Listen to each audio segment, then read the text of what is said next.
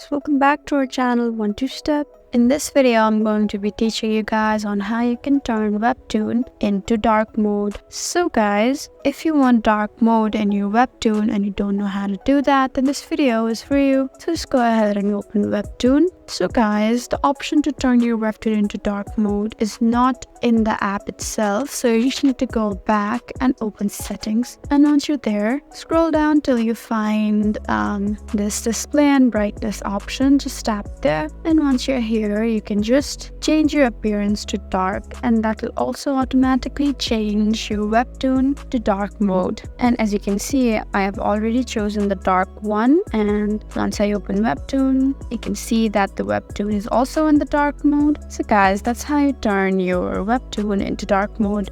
I hope this video was helpful for you. If you found this video helpful, please leave us a like and drop us a comment down below.